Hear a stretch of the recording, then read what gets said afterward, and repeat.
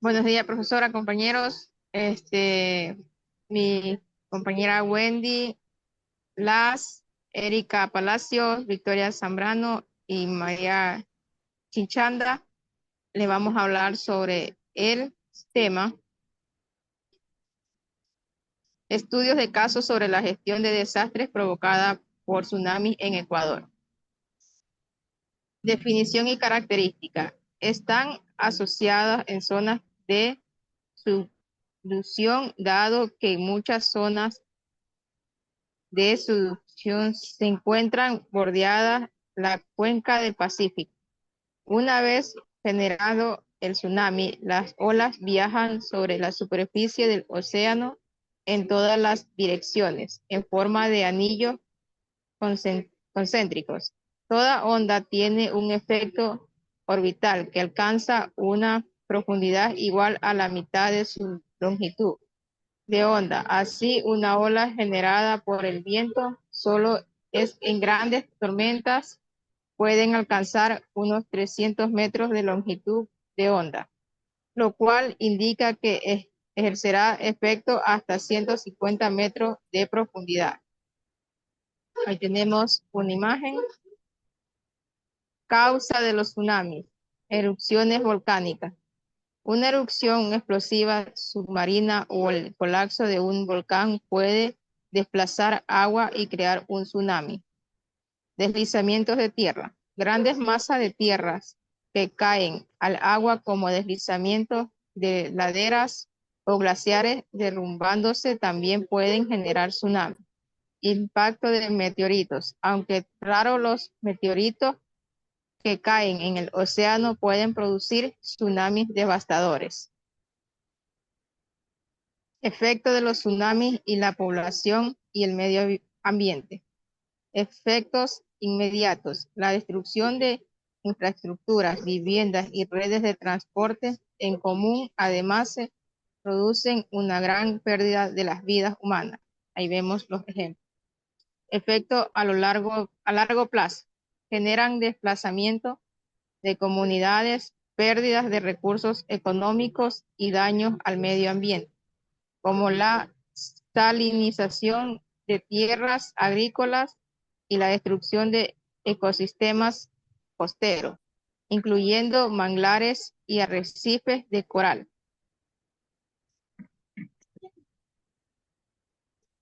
Efectos, zonas de alta frecuencia de tsunami. Y a mí me dicen dónde para. Zonas de altas frecuencias de tsunamis. Los tsunamis ocurren con mayor frecuencia en áreas situadas cerca de los límites de las placas tectónicas. Las regiones más afectadas ocurren en el cinturón del fuego del Pacífico. Esta es la zona sísmica volcánica más activa del mundo, que abarca países como Japón, Indonesia, Chile, Perú y Ecuador. Otro punto es el Océano Índico. También es una zona de alto riesgo, como lo demostró el tsunami de 2004, que afectó a varios países, incluyendo Indonesia, Tailandia y Sri Lanka. El Mediterráneo y Atlántico Norte. Aunque es menos frecuente, los tsunamis también han ocurrido en estas regiones, como el tsunami de Lisboa en 1755. Antecedentes del fenómeno en Ecuador. En las costas ecuatorianas se han producido tsunamis cuyos efectos destructivos han sido mayores o menores dependiendo de la intensidad de estos. Uno de los tsunamis que más azotó a Ecuador fue en 1906, un 31 de enero. Este terremoto originó un tsunami, el cual, según ciertos autores, llegó a media hora después a Tumaco y a las poblaciones cercanas. Después de 20 minutos del primer impacto, llega una segunda ola y posteriormente una tercera. Aproximadamente por espacio de 4 horas se observa olas largas en Tumaco, Colombia. El 2 de octubre de 1933 se deduce que el tsunami fue de origen cercano y que en 3,5 horas el mar realizó oscilaciones que normalmente efectúa en 10 horas. La amplitud debió ser aproximadamente entre 2 a 2,5 m. y que el tsunami produjo una inducción en lugar de oleaje turbulento al arribo de las costas. Impacto de las comunidades costeras. La falta de estructura de resiliencia. La mayoría de las viviendas y edificaciones en las zonas costeras estaban construidas por materiales pocos resistentes. Ausencia de sistemas de alerta temprana. Las comunidades no contaban con sistemas de alerta efectivos que permitieran evacuar de manera oportuna en caso de tsunami. Desconocimiento y falta de preparación. La población en general carecía de conocimiento sobre las señales naturales de un tsunami y las acciones a seguir.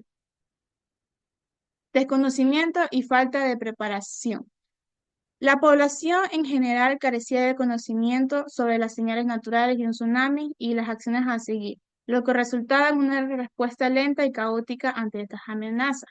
Las lecciones aprendidas son que los eventos pasados impulsaron al país a adoptar medidas preventivas y establecer sistemas de monitoreo y alerta temprana para proteger a las comunidades costeras. Estas lecciones también llevaron a una mayor colaboración internacional, especialmente con organizaciones especializadas en la predicción de tsunamis y gestión de desastres.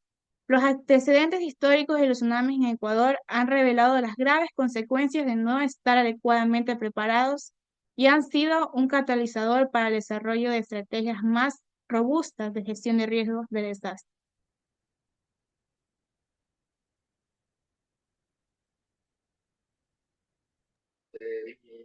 Gestión de riesgo de desastre en Ecuador.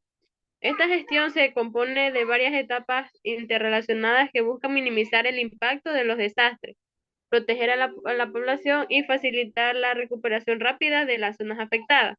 A continuación se describen las acciones y estrategias implementadas en cada etapa. 1. Prevención y mitigación. Es la infraestructura segura y planificación territorial. Es la que se ha desarrollado normativamente que regulan la construcción en zonas costeras, promoviendo edificaciones más seguras y resistentes a los tsunamis. Protección de barreras naturales.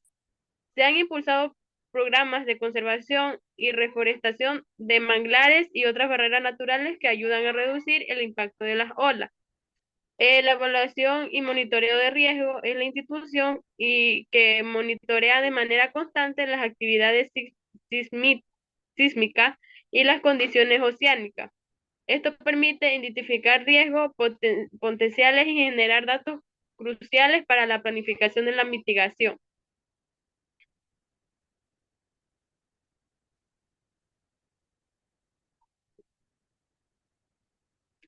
La preparación es un sistema de alerta temprana. El país ha instalado boyas de detención y utiliza estaciones sismográficas para recibir alerta y enviar notificaciones rápidas a las autoridades locales y a la población. La educación y capacitación comunitaria es la que se lleva a cabo programas de sensibilización y educación sobre tsunamis y comunidades costeras. Planes de contingencia. Las autoridades han diseñado planes de emergencia específicos para cada comunidad costera que incluye rutas de evacuación, puntos de encuentro seguros y procedimientos de comunicación. La ocurrencia del desastre, la activación del sistema de emergencia. Una vez que se emita una alerta de tsunami, se activan los protocolos de emergencia a nivel nacional y local.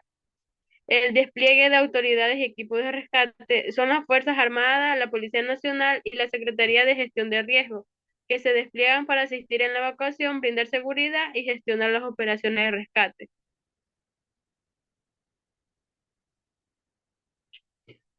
Respuesta inmediata a un tsunami implica acciones coordinadas para minimizar las pérdidas humanas y materiales.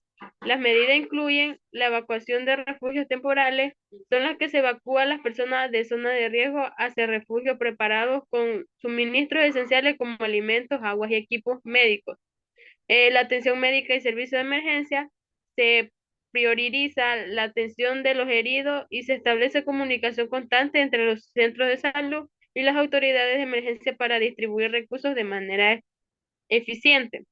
La coordinación de recursos son las que se organizan esfuerzos de ayuda humanitaria a nivel nacional e internacional para proporcionar apoyo logístico y económico en las áreas afectadas.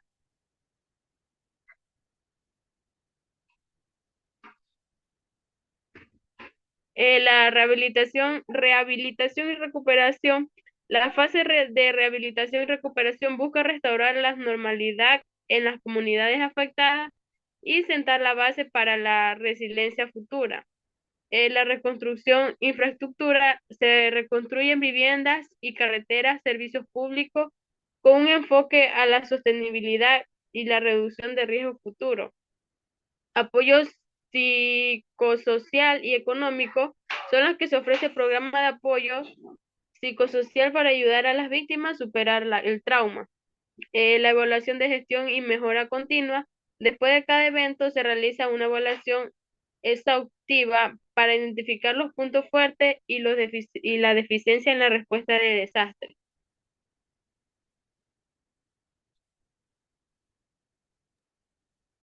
Análisis y resultado. La implementación de un sistema integral de gestión de riesgos de desastres en Ecuador ha producido resultados significativos en la reducción de la vulnerabilidad de las comunidades costeras y la mejora de capacidad de respuestas ante tsunamis. Tenemos la evaluación de los esfuerzos de prevención y mitigación han tenido un impacto positivo en la reducción de riesgos asociados a los tsunamis. Esto quiere decir que las regulaciones urbanísticas han reducido el número de edificaciones vulnerables y los manglares recuperados han demostrado ser efectivos como recurso de barreras naturales. Impacto de los sistemas de alerta temprana y preparación. La implementación de sistemas de alerta temprana han mejorado notablemente la capacitación de las autoridades y la población para responder ante un posible tsunami. Los sistemas de monitoreo han permitido alertar a las comunidades con tiempo suficiente para evacuar. Los simulacros también han aumentado la conciencia pública, reduciendo el riesgo de pérdidas de vida. Eficiencia en las respuestas ante los desastres. La coordinación entre las autoridades y los equipos de emergencia han mejorado con el tiempo las estrategias de respuestas ahora más efectivas y organizadas. Tenemos un ejemplo sobre el terremoto y tsunami que pasó en el 2016, que las acciones de respuesta inmediata lograron minimizar el impacto en algunas comunidades gracias a la evacuación oportuna y atención médica inmediata. Efectividad de la rehabilitación y recuperación.